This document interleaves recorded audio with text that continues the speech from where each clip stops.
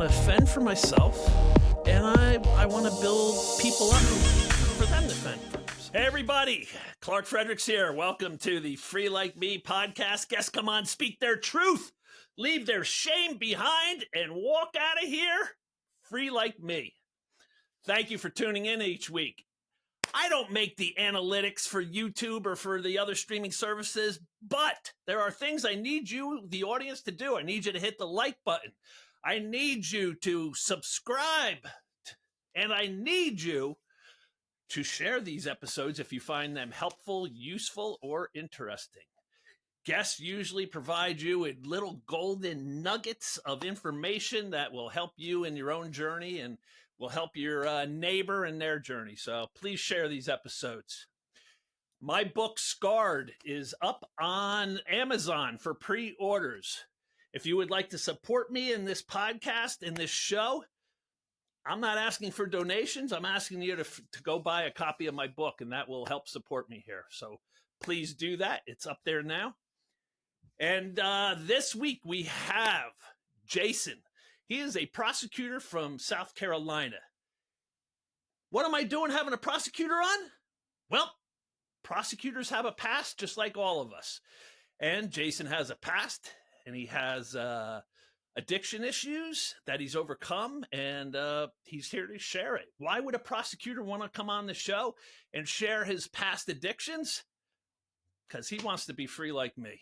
And he realizes that transparency is the gateway to a better life and to get rid of that shame that we all carry. So let's meet Jason. Jason, welcome to the show, brother. Hey, brother. How you doing, Clark? All right, man. You were going to be here in person in the studio, and at the last second, the judge changed your schedule, and you got court. Yes, that is unfortunately the life of being a lawyer. I had the prosecutor in my own case come into the studio. So I know, because I asked him, all prosecutors are lawyers, and that is That's correct. So you were a criminal defense lawyer before a prosecutor? That's correct. I started, I graduated law school back in 2007 and became a public defender right out of law school.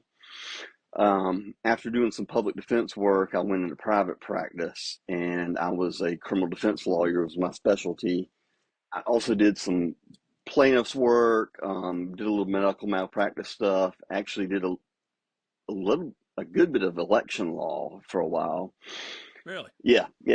But my main focus was always on criminal defense. I was on the board of directors of the South Carolina Association of Criminal Defense Lawyers from like 2008 up until 2014 or so, and then I was elected president of the South Carolina Association of Criminal Defense Lawyers. So I led that group here in South Carolina. I was kind of a well-known, I guess, pretty well-known criminal defense lawyer here in South Carolina. And then about a year and a half ago, things kind of changed in my life, and I decided to switch sides and be a prosecutor. So you've tried to keep people out of jail, and now you're trying to put them in. Well, I don't know if you're trying to put them in jail. You're trying to. I'm trying to seek justice. Behavior. Well, trying to redirect them down a different path. Well, what we're supposed to do as a prosecutor is seek justice. So what we're supposed to do is figure out what is just for that case. I mean, sometimes that means the case has to be dismissed. Sometimes that means there's a plea deal worked out. Sometimes that means there's a trial. We're just seeking justice. Now, I asked my prosecutor when he was in here. I go, because he tries to take each case individually and look at the merits of it and decide what is best for that case. Whereas some prosecutors just want to get the max sentence that they can for what that crime was. Do you see that, in some people? Yeah, I do. And I'm more of a look at each case as a person and not as a number to churn through the system. You know what I mean? Well, I would think with your past, that would make you a little more compassionate with your past, it might help you to smell out bullshit in people Oh, also. definitely, 100%. And also, I'm prosecuting, in the town I grew up in, the town I live in, and I live in a town. It's Orangeburg, South Carolina. Not a not well known nationally, but down here we have a very serious violent crime issue down here. Related to drug use, or what's it Gangs, stemmed from? Gangs? gangs, and drug dealing. Yeah, maybe in around '97 or so, when I went to college, Orangeburg was in the top. Orangeburg County was in the top 10 when you broke it down per capita violent crime rates in the country. We were in the top 10 counties in the country, like for 1 year. And it's because Orangeburg is on I-95, about directly halfway between Miami and New York. So you got people running drugs up and down I-95, and Orangeburg is just kind of the midway stopping point to. There's a lot of safe houses for drugs, a lot of gangs here. Which gangs do you have down there? Do you have Bloods, Crips, Latin Kings, or is it more Mexican I think cartel type? from what I understand right now, the GDs, Gangster Disciples, are the biggest crew running things here. We do have some blood sets here. Um, I'm kind of looking into that. I don't know all that right now yet, but that's something I've been looking into as a prosecutor. Yeah. Interesting. So, I made mentioned, we'll come back to your career path. Sure. I made mention, why would a prosecutor be on the show? Well, that you've got a history, just like you're human, just like all of us. Oh, hell yeah. And so so you grew up where you're at now. That's In correct. South Carolina. Yep. And what was your childhood like? Was there any abuse issues, any addiction issues? And that's the thing, most you listen to all these other podcasts and everybody usually has like some kind of trauma or abuse, that kind of thing. I really had a great childhood. Both parents in the house, no issues between my parents at all. Grew up, nice middle class life. Just kind of happy childhood. You're gonna want to listen to tomorrow's episode that's coming out, because the guy coming on said the same thing.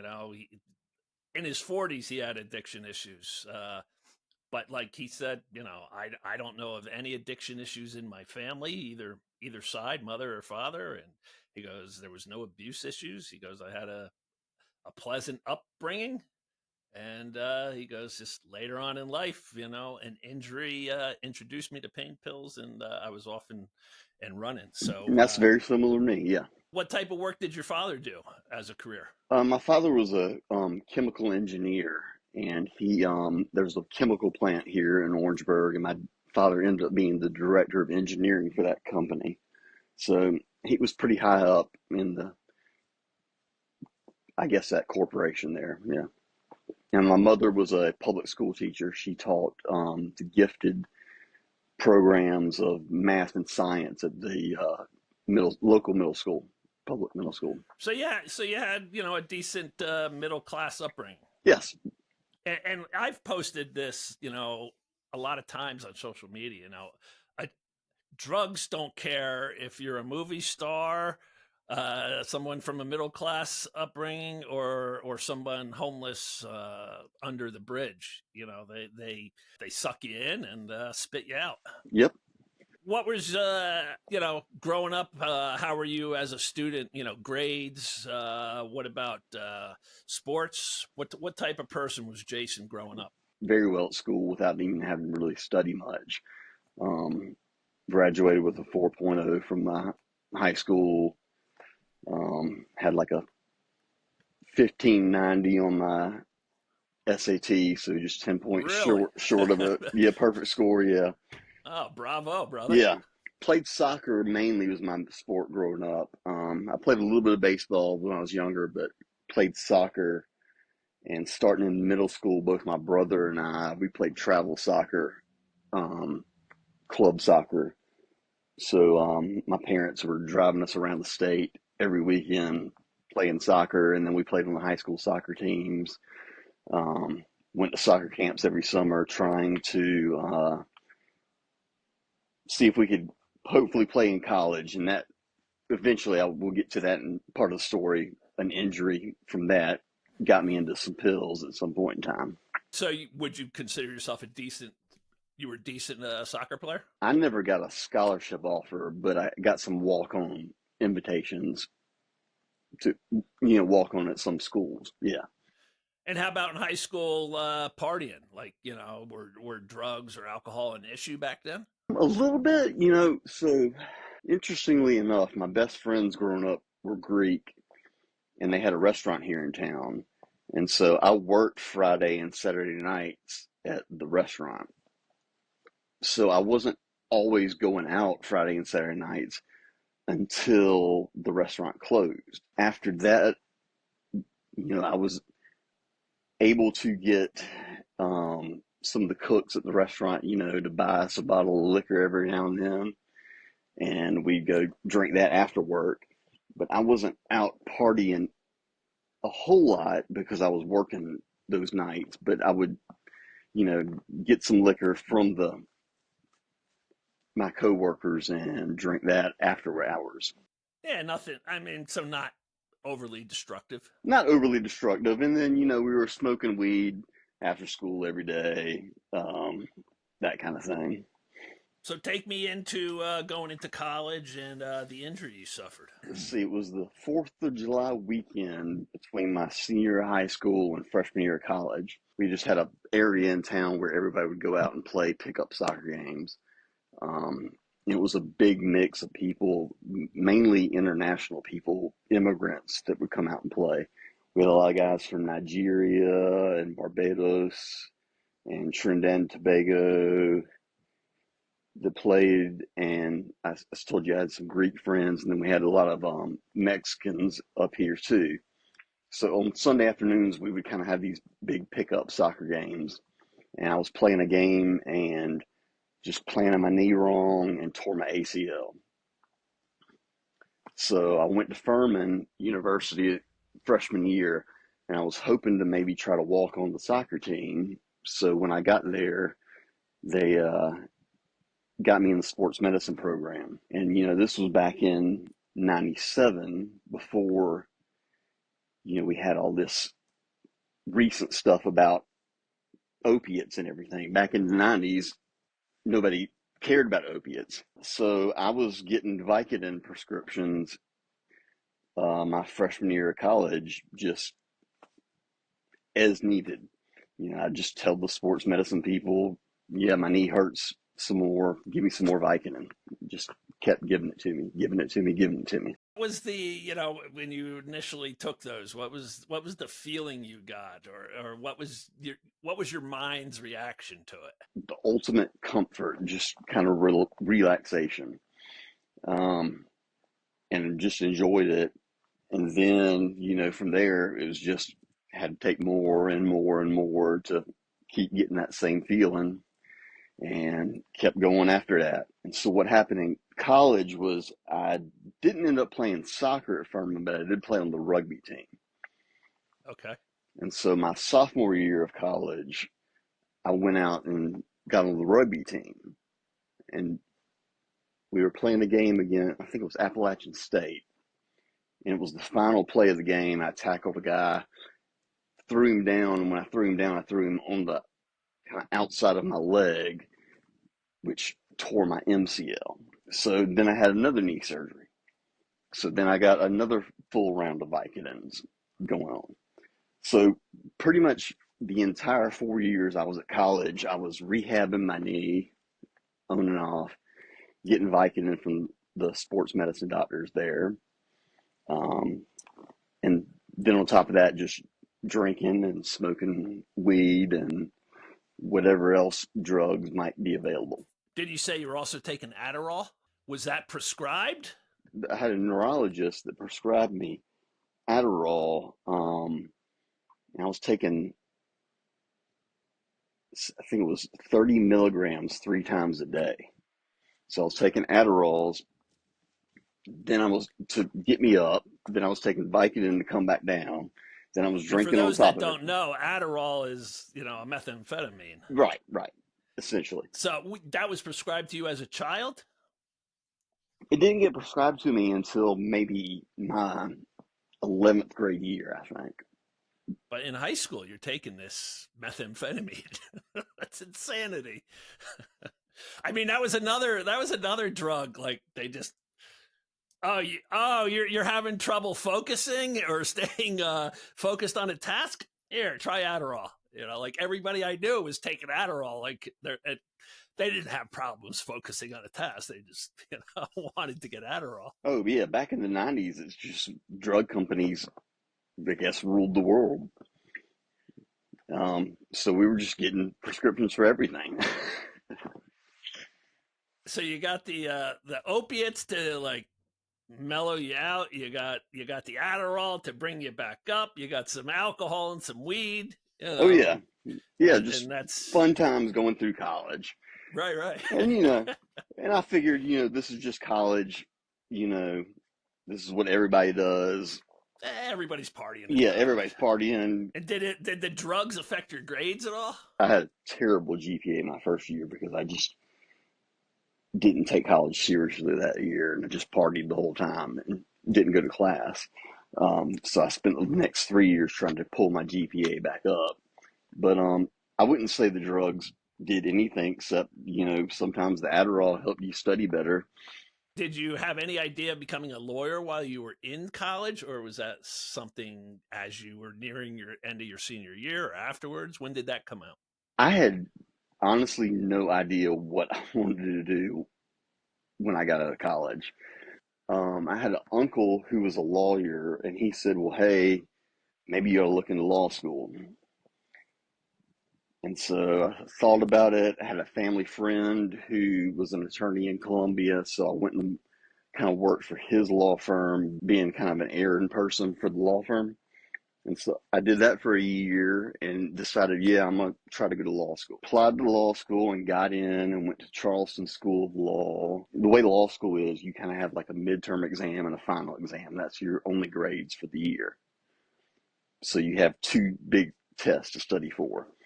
So I figured, I can go party as much as I want in the meantime and then spend a couple days here, 5 days before the exam, buckle down, study. Are you using Vicodin still in law school? So mainly in law school was alcohol and Adderall and marijuana. So you graduate law school, you get your license, and you get a job at a firm, I guess.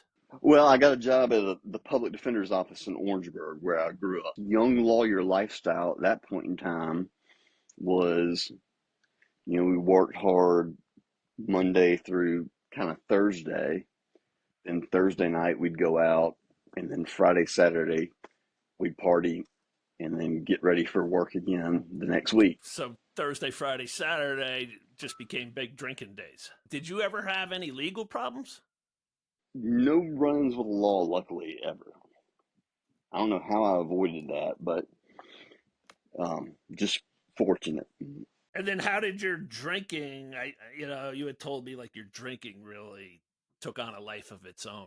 When did that start to kick in? 2008 or so, I moved up to a different part of the state and got married to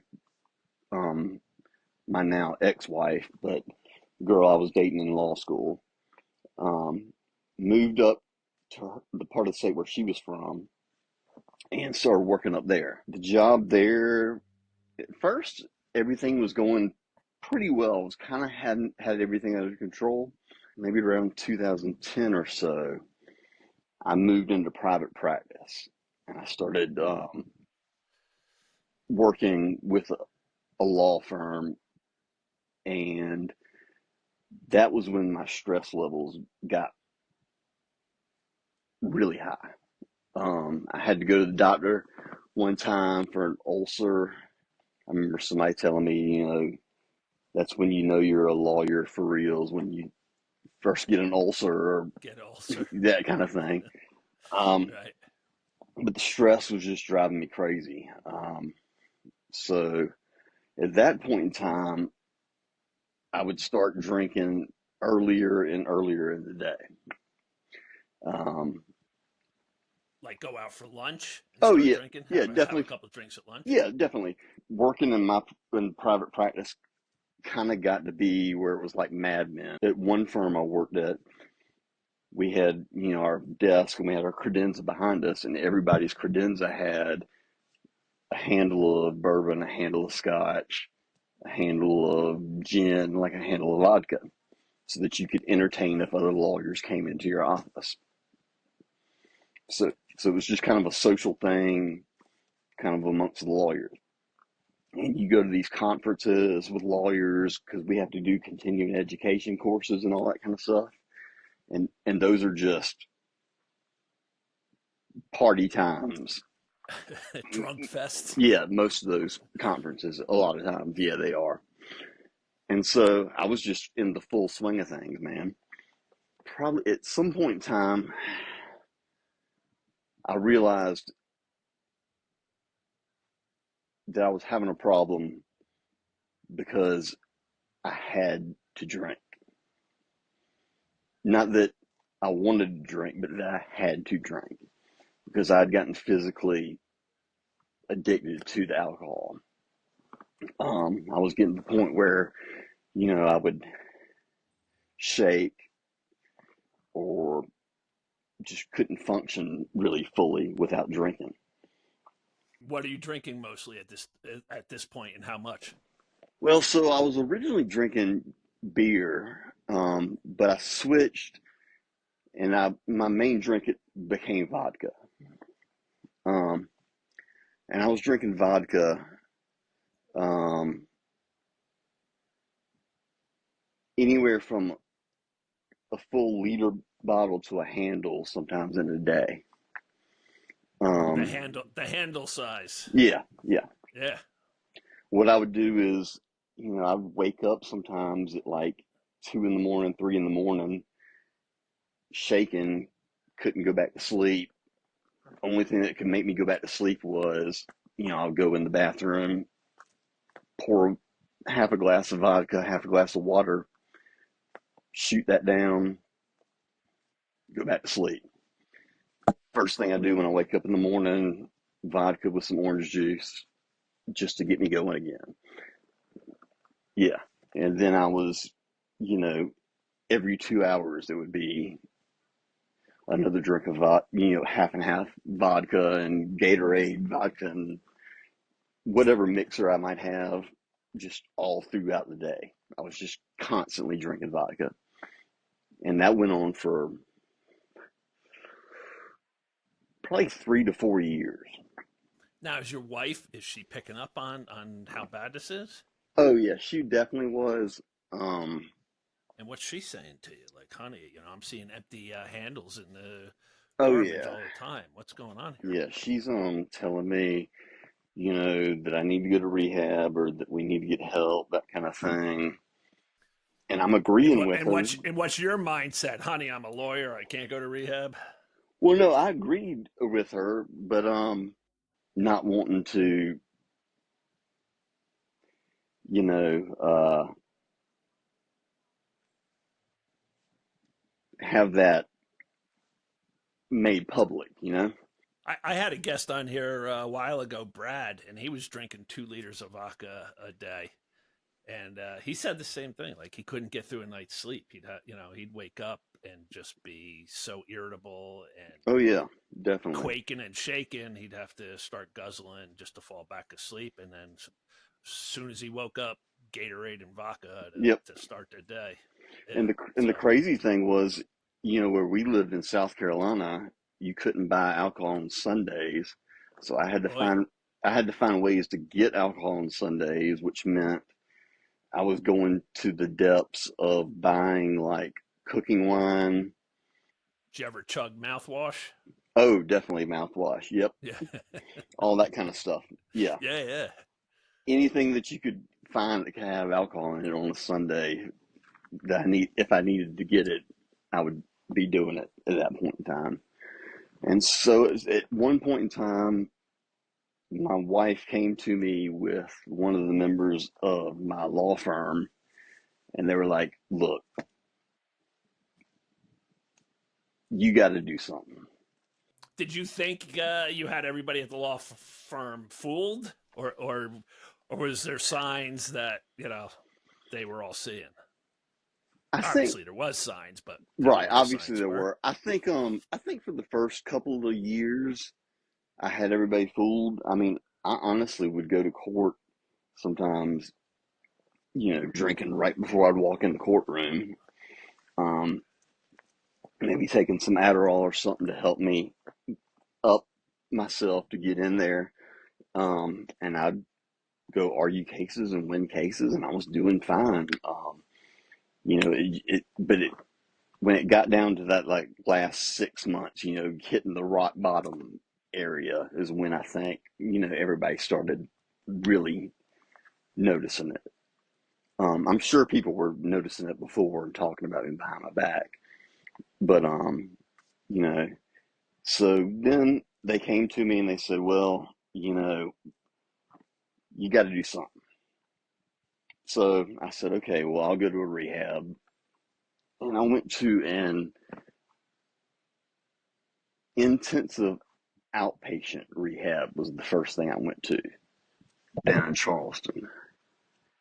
Went down there, spent maybe a month down there, I think.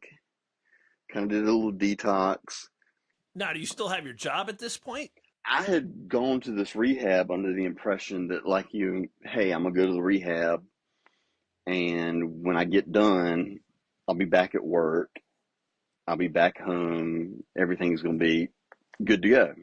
It was 3 months into it. They kind of told me, yeah, you're not coming back to your work at all. Um, and at that point in time, I was like, well, why the fuck did I go to rehab? You know, Right. if you were sending me there to get better and I got better, now you don't want me at the job. What the fuck did I do that for? So that caused me to relapse, of course. Because you're not doing it for you. You're doing it to satisfy the job, to satisfy the wife. You're not doing it for the right reasons. Exactly. And so, that goes on. And then I'm not allowed to come back to the house for the wife. She didn't want you to come back? No, she didn't either. And so at that point in time, I was like, well, then why the hell did I even do this? You know? So I just went back out drinking again. Full force. Full force, full force. But anyways, I had left where I was, where me and my wife were living, and I was coming back to my hometown driving. And I decided to buy a bottle of vodka for the ride, of course. Um, Driving that route, um, just drank the whole bottle of vodka. Ended up running my car off the road, blowing out the tires, um, and getting stranded out in the middle of nowhere in the country in South Carolina. Right. Yeah. So I'm stuck with two blown out tires, and my cell phone was dead. And for some reason, I didn't have a cell phone charger either. So I'm on the side of the road, just fucking stranded. Right. And so I was just, at that point in time, I was just like, I'm done. I just laid down in the back seat of the car, passed out. Next thing I know, my brother's knocking on the window. Your Um, brother. yeah, the next Wow. morning, he had found me, and everybody had been up all night worried about me, thinking I'd, of course, gotten a wreck or died or something like that. And so that led me to going to an inpatient rehab facility the next day. And I did a full detox there. And also, I guess it's going to come into play later on in the story, but I've been going to a psychologist or a psychiatrist all this time for depression issues. I've been taking antidepressants and some other stuff. And so I was admitted to a place down here called Three Rivers Hospital, which is like a dual diagnosis mental health and addiction treatment hospital. Got admitted there and spent, and when you get admitted to that place, I mean, you've been in jail. Um, I've never been arrested before, but this was the closest thing to getting arrested for me, because when you get put into one of these mental health hospitals, I mean, they take everything from you, body cavity search you, strip search you, you're in a room where you don't have access to anything at all. I mean, it's very similar to a jail situation. And that was quite a shock to me. I spent maybe 2 weeks in there, I think. And that kind of grabbed my attention pretty big that time. And so then I got out of there and I did an outpatient treatment. And the outpatient treatment I would go to every week. And at this point in time, I'm not practicing law anymore. I ended up taking probably 6 months to 3/4 of a year off from practicing law. Okay. And what are you Um, surviving on? I mean, did you have money saved, or no, your my wife? brother's a farmer, and so I was working as a farmhand for him. I was Okay. just getting paid hourly wages out Yeah, yeah. there running tractors and running combines and doing farm work, living at my parents' house, and that's how I was getting by. And then I guess maybe about 6 months into that, I found out about a position to be a public defender up in Lexington County. And I applied for that job, just hoping maybe I'll be able to be a lawyer again. I don't know if anybody will take me back. Um, and they hired me. I learned later on that the my boss there, he kind of did some background before he hired me, and people told him, if Jason's sober and not doing drugs, he's a great lawyer. He'll be the best lawyer you might have in your office, Right. but you just got to keep him reined in. So he took a chance. So he took a chance on me and hired Right. me. And so I worked there for a while, and then eventually started, of course, drinking again secretly behind everybody's back. Um, got called into the boss's office. He kind of put me on a probationary term. I did another intensive outpatient program. Kind of got my shit together for a little while. And then, you know, there was just that one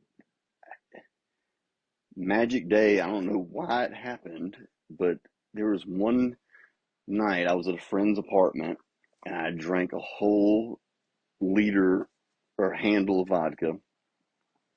Woke up the next morning and I remember looking in the mirror and saying, I'm tired of being a slave to this bottle and I want to change. And I don't know what it was that morning, but I called a friend of mine who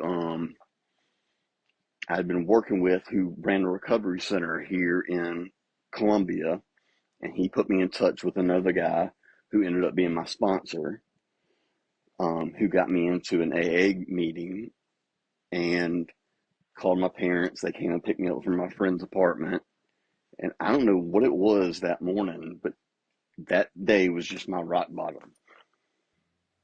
Just woke up, felt so crappy, Yeah. looked at yourself, and just like, what am I doing? Yeah. I was just like, I've been a slave to this bottle for so fucking long. Yeah, I mean, you're how old when at this point when you woke up? Let's see. I guess about 38 years old. So you almost got like a 20-year run Yeah. of all throughout your college you Yeah. partied hard. So you're 20 years into this run of yours, Oh, yeah. and your career is floundering. Yeah. I mean, I was embarrassed, So when you reached out to that friend that morning when you woke up, uh, you know, what was it like? Get you into a meeting that night? I just told him, I said, man, I'm tired of being, I just remember that it was the specific thing I said. I'm tired of being a slave to the bottle. I said, I need something. And he said, well, I have a friend who might be the perfect guy to connect you with. Um, and this is a guy who ended up being my sponsor. Um, I went to a meeting that night, not the one that became a home group, but I did go to a meeting that night. Didn't drink that night, but the next day I got on a phone call with my now sponsor, Josh. Called him and told him my whole story, told him everything that was going on, and he was just a very similar person to me. He was a highly educated person. He's an engineer, actually, but had similar background to me. And he's the Did you one. have those physical cravings the next day or the day after? Like, what are we Oh, doing to, yeah, still definitely had the cravings. and how are you resisting that? Just saying, I'm not going to do it. I'm not going to do it. I'm not going to do it. At this point in time, the other thing is my kids at this point in time would have been maybe 4 and 7 years old. And I had realized, I started thinking to myself, my kids never really saw me drunk at the house a whole lot.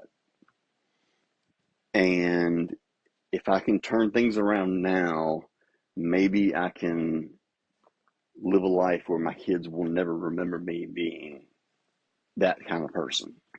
Yeah. So my kids were in the forefront of my mind at this point in time too. Um, and they were really my main motivator. Because to be honest, when I first got my divorce papers work done, I mean, my ex-wife wanted me to have supervised visits with my children initially to make sure that I wasn't drinking or doing drugs around the kids, Right. which was kind of a gut punch to me, but I understood where she was coming from. Um, and so just I, I made up my mind that I just didn't want my kids to know me as that kind of person. That began my journey, and I went to this meeting, and this meeting was called the All In Men's Group, and it meets in Columbia, South Carolina, and it's a group that's kind of my type of people. I've been to a lot of AA meetings all over the place, and I'm not going to say anything good or bad or about any of them, but I told you some of them I'd be sitting next to a client, or I'd be sitting next to a somebody else that might know me or that kind of thing, and it was just kind of awkward. This was the first meeting I went to where everybody in the room There was other lawyers there. There was Okay. doctors there. There was bankers there. It was it was a room that was pretty much like men in their 30s and 40s who were professionals, who had degrees, who were, and I suddenly realized I was like, there's other people like me out there. And that meeting is what really got me just going into AA full, full, full bore. This was how long ago? This was in 2018. I've got it actually tattooed on my wrist. So did you, a few months ago, just celebrate 6 years? Yes, I did. Congratulations. Thank you. Thank you, Clark. You know, people will look at people and be like, man, I can't believe that's not that person's bottom. Man, I can't believe that that's not that person's bottom. And it just keeps going and going. And you had, you know, many times where it could have been your bottom, and yet you kept on going until that one morning. And can you grasp, you know, like why that morning and not any of the other dozen mornings where you woke up feeling like crap and looking like crap and wondering what you did the night before? Why that morning? Can you pinpoint it? You know, people say you're sick and tired of being sick and tired. So just a culmination of everything, Yeah. just like hit you that morning and like, Yeah, and it just hit me, and I got to change. I just decided, and I really thought about my kids was the big thing, and said, you know, I don't want my kids to grow up having that person as their dad. They deserve a better dad than what I am right now. I mean, are your parents? You know, your parents were both, you know, middle class executives, let's say, you know, or a teacher and a chemical engineer.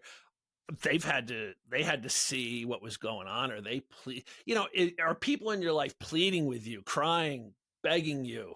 Oh, definitely. The whole 9 yards, Yeah, all the time. which never works until And never works the addict is ready. until you're ready. Yeah. And so you had all that. You had your wife pleading with you. You had your parents pleading with you. Everybody. Your brother probably. Everybody. Sure, everyone. Co-workers like Yeah. Jason, you know, like, get it together, bro. What are you doing? Hell yeah. So you heard all that. Oh yeah. And you just weren't there yet. I just wasn't there, and for some reason that morning, I just don't know what clicked in it, but it was just that day. I just said my kids deserve a better dad. And that was all the motivation in the world you needed then. Right. And from here on out, it's all been about my kids. When you got sober, then did you get in with another law firm? So when I got sober, I was still with the public defender's office in Lexington at that point in time. Shortly thereafter, an opening came up in Orangeburg, which is where I live, which is my hometown, at the public defender's office there. So we had a lady there who's also in recovery, who was like our mitigation specialist for the public defender's office. And what she would do is help us with our clients to find them rehabs to go to and that kind of thing. Working in that public defender's office, that was kind of part of my mission, was, you know, finding people that I represented who really wanted to turn their lives around. I would do everything I could to help them. And then when did the opportunity to become a prosecutor, that just came up the last year and a half, you said? Yeah, last year and a half. I had been working in the public defender's office for a long time, and being a criminal defense lawyer is pretty stressful. And I just thought maybe it might be time for a little bit of a change, see what it's like on the other side. So I contacted the prosecutor's office May of 23 and said, hey, if y'all are looking for somebody to hire, I'm interested in being a prosecutor now. And they said, hey, all right, we'd love to have you on board. So I jumped over there. And did they know about your past? Pretty much everybody knows about my past because since I've been sober, I guess the first time I did a speaking, I spoke on it was in the COVID year, 2020. That's right. We had a public defenders conference. So lawyers have continuing education classes they have to go to every year. Part of our continuing education classes in South Carolina is we have a substance abuse and mental health hour. In the 2020 public defenders conference, I told my story to everybody. And what made you reach out to me and say I wanted to come on the show and tell your deepest dark secrets? Somehow I stumbled across Soft White Underbelly and started watching those videos, and I saw your story, and I was like, damn, man, Clark, your story on Soft White Underbelly is a hell of a story. I've told people many a times they need to watch it. What drew me to you was, I guess, earlier this year when you were going to do your podcast and you were going to interview the prosecutor that prosecuted you, and you posted on Instagram about, hey, does anybody have any questions? And I think I put a couple questions up there that I would have asked of your prosecutor, seeing that I'm a prosecutor now. So that's what got me interested in talking to you, man. One thing I discovered is it's not just the addiction issues, but it's the mental health issues. So when I was sober, I'd been sober about 6 months, and all of a sudden, it was this one week where I went like 3 or 4 days without having any sleep at all. Just full of energy, going nonstop. Thought of all these crazy ideas. Sounds like you're having a manic session. You're right. Episode. Exactly. And in the middle of it, I had a break, and there is a forensic psychiatrist that I know from legal work. And I called her and I told her what was going on, and she told me, stay where you are. You have somebody that can drive you to see one of my colleagues. And so my sister drove me up to see one of her colleagues, and it was that point in time I was diagnosed as being bipolar. Have you had the psychiatrist tell you that maybe the substances you were taking exacerbated, the manic episodes? You got the alcohol, which is the downer, taking you down. You got the amphetamines and the Adderall bringing you up, and you're just like, pew, pew, pew, pew, pew.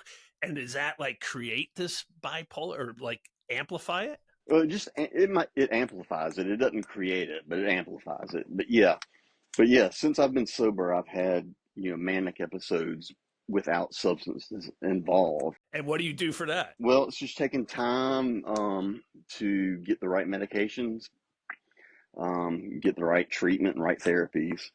I've found a really good psychiatrist I go to now. She did a really interesting thing called Genomind, which is where they get your DNA and they look at how your body processes like serotonin and dopamine, those kinds of things. And they can determine which drugs may be more or less effective for you. So by doing that, I've gotten on the right combination of prescriptions, and now things are pretty good. And that keeps you more balanced. Oh yeah, definitely. Anything else that you like have daily ritual or daily habits that you do each day just to stay on a good path? I always look at my tattoo on my arm. Reminds me of my sobriety date. As a reminder. Oh yeah. Yeah. Saying the serenity prayer in my head over and over pretty much is my thing. Yeah, man. If you were to give advice to someone in the audience who either has a family member who's, in a situation like yours, or who themselves, I'm sure I have plenty of people struggling with drugs or alcohol who listen, what advice would you have to either one of them? I think a lot of people don't realize that people aren't going to accept help until they're ready to take it.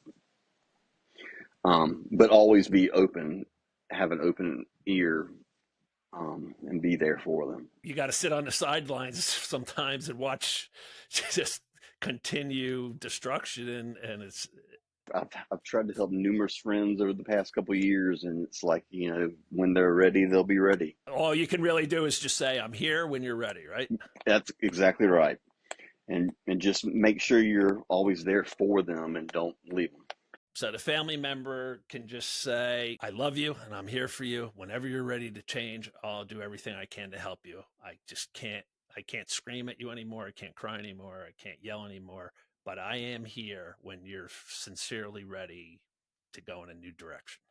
Unfortunately, a lot of people go right to the grave with their addiction. So bravo for waking up that day and saying, that's it, man, I'm done. Appreciate it, man. It takes vulnerability to share our failures of our past. And I appreciate you doing that, man. I appreciate the opportunity. Yeah. I mean, it's just like secrecy and silence equals shame still controlling us. And that shame and that silence makes us do the wrong things. And when you can talk about it openly, you remove that shame and you free yourself. So I hope that's what today is another step in that freedom for you. And it makes you more there's more people that you're accountable to. Right on, bro. Thanks, Jason. I appreciate you being here. All right. Appreciate it, Clark. There you have it, everybody. Another edition of the Free Like Me podcast. If you're suffering, nobody can make you do something you're not ready to do. Wake up, be sick of being sick, and get going on a new life. See you next week. Peace.